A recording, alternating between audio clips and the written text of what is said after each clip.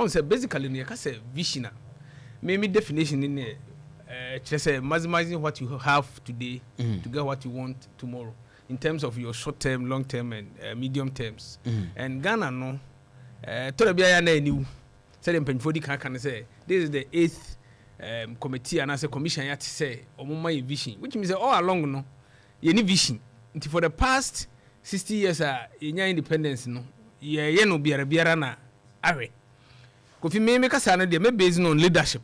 And based on that, so with the 3 countries Ghana, I see should be then. If you the can United Arab Emirates, yeah, UAE. So before Dubai, now after Dubai, which means development is about leadership. Yeah, because nyamitim pono bema bi, but the human capital and as a human resource now, a bit transforming the other resource. On say basically about 5-6 resources, manpower, material, machines, among others.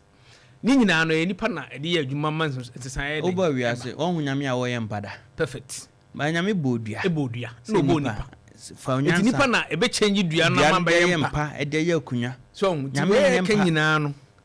The key aspect na ye ka nyina no ko wie the leadership. Because we Dubai American ya ohini bi anansa omo de na ye royalty say kabia manhia. E na omo di akunya no. O trans hu say no. Omo ti akwawe so desert. Omo ne hwe. It is the idea of Yamede Buomo pie oil and a gas. But they can't continue to depend on these natural resources because if you are saying then air connectivity or plan say they will use what they have to change the narrative. I bedru baby no oil ni we na bedru baby on besa.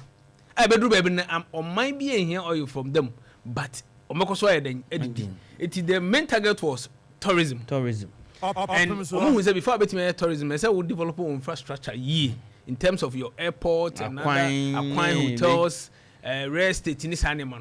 And it took them number of years. But I say, oh, here now, do money, no crowd, do have no we. And I think say, do be dinner the near day. So, but then, Obi a pet, baby, aquagin and yan answer for relaxer, or see Dubai. Share on can USB. The Palm Island, the Nomo You see that? And architecture, almost the Burj Khalifa. And now I think that they have the tallest. And Khalifa no. And Khalifa no tie in history na po baby no ma pia bi on say Dubai developer to sense omtimi pushi epo so that say baye no enso to a na manfo bobna what I say eti you can say vision a nyankopɔ tirimpo no odi bibia ma by about leadership na no nso fa wo mo be bosumi numni okay say konwotwini adan a ho ya kwawe so. But now, almost quite to an extent, so much stimulate whether artificial rain. Yeah. I'm artificial rain. To me, I'm a ninja. I eat or man to say the iri and crying. You see, baby, more and with the American say, Yanko Ponso can't be near the BM Casa, it's me. Oh, we are saying necessity, the mother of what invention. I said, I'm not so sorry, so perfect. Because you know, I brought from the entire development say, we are rough, I will be cool. If you say open alternative a ba ubenya show o free say we ya kwadwura na wontimi nyamade obo so a ya blender per blender na ye and they do all these things with time as a factor because bronin say 1 minute bia it counts by ye no da bia me catch them student ni say obu say bibi ni say me share with time be no ono gine ho say bia 10 between 10 11 12 we dey acha 2 we dey anya no krakra 5 80 free time kwesi 5 no o shall be onye late any team 10 before 10 11 12 10 8 8:39 wo de 10 hold no sign no kra de anya 12 wo de anya 12 what I say obesa 12 na wo sign kan kra no obesa he late asa me ba no na traffic bi perfect ukokan wo no ukokan the ndia wo kan on hu ni say you ni say amount 10 to 12 it in between no ba bi otimi eden eba it dey make kan say ye hu ni say necessity the matter of invention and KB and Yama Beden, because the king, Yana, ye leaders here, don't matter.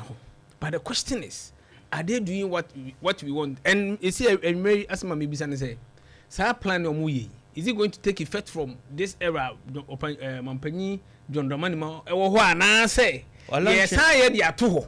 Now, another political party bar, or no about Tenediana, it's a bad say, idea, ye implemented that.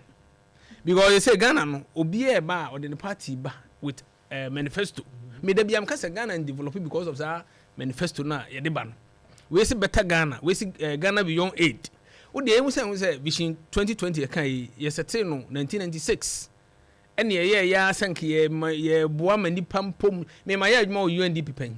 Na okonkura na se a ena hu say Ghana ye new 1/10 in terms of development. Because you kuma se ne ye kan kura ye hu. Ena nso yiri fayi. Nti imagine obi ote tonto krom ne sa eto no. 2 US was Usha Omono 17th century when almost started to develop you. And they had visionary leaders. Visionary leaders here. No man say obedru baby no.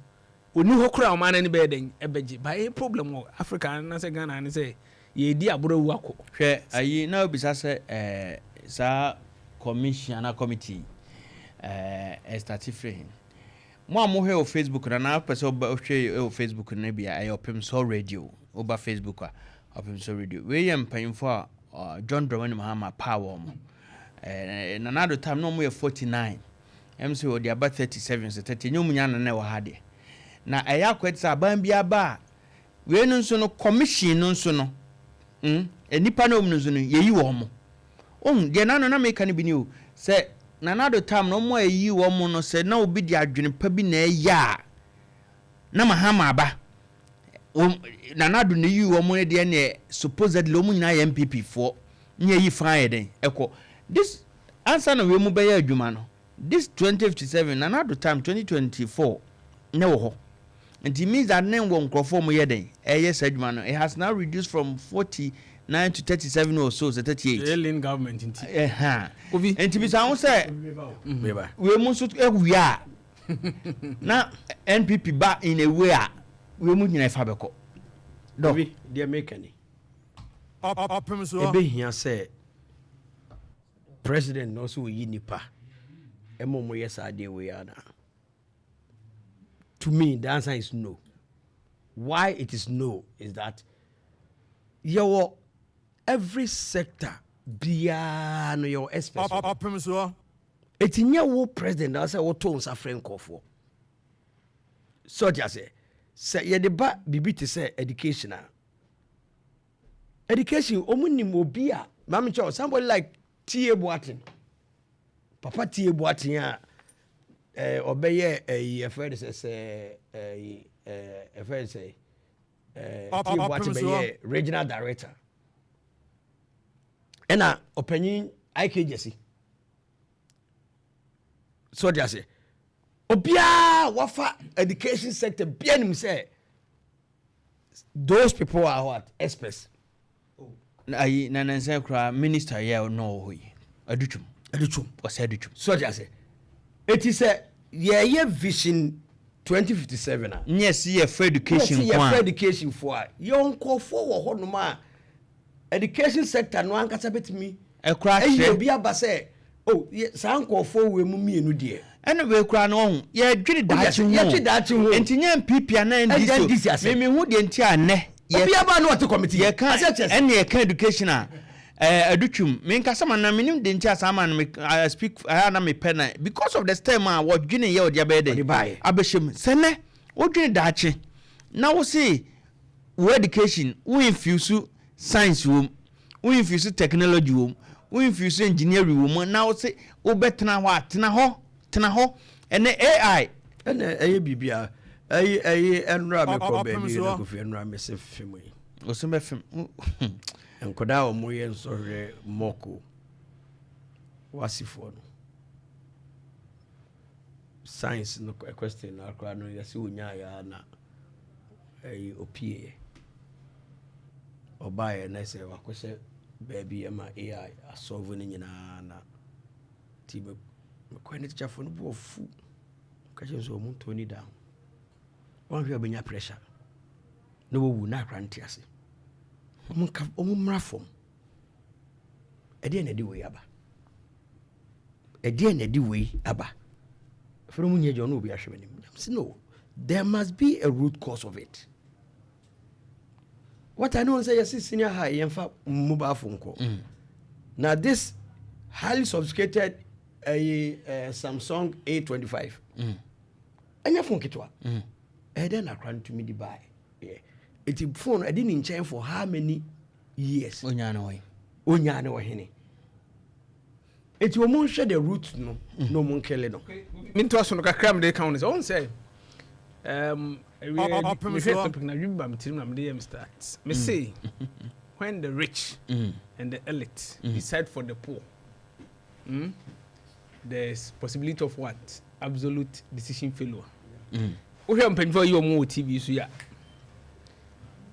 o ma bombra e den Opemsuo and the development so the people say affect them the underprivileged the aged name penfo a bi ade odi kura wonya hiafo a omunya access to good potable water ne sa ne man ba ya yi sam penfo so na e decide the next vision of man who are they going to decide for no share almost standards of living no and omo de aya de ni ti bedura se ona ye hu ba bi ade ne eden efa eti de me kan twa to no say obi a ne phone crown no ntimi send the text on bi a ono typing ntimi type ene wenye type na wonimu ya tra artificial intelligence by no no badwene ama wono akra wono no kra ya head of wono papa emfiemu de wani ni chen no na banim de technology a wono so chen wo papa na akra na ya akokra be se papa no endwene ma no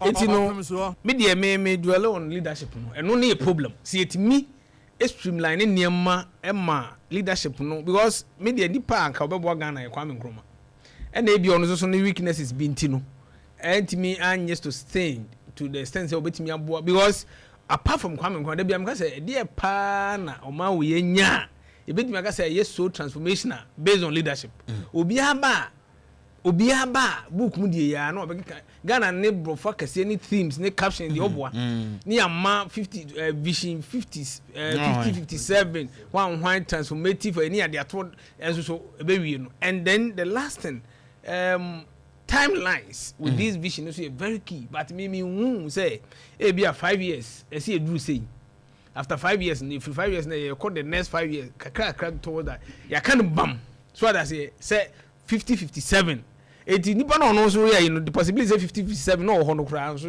very low and therefore me say your leaders no mum na esese yesesem e wo the way yesi dwen and we don't blame too much because the educational system here more myopic we are solve problem o Ghana ye school mu say no da biam ka say abrofo na twam ba bia ewe and our education system was designed by the colonial masters omo na ede say school na ye kwi because omo hu ni say so omo bibini akwanya mane dwen e be ye innovative practical la that omo ntimi mahamefa ye natural resources na media eden amaye no and therefore uhwe Burkina Faso a na dey say guy try say obesesa ne mem bae no book ubekọ na yakabrofo de ne atro letter kama but on fan obi ya Greek minister asokro nya den onso bi muda obi ya education minister onye teacher ni hu the challenges at school no face but simply because say the party aba power eti yemfa position ye che post ni ncho so no it is ambition na kan de be adwuma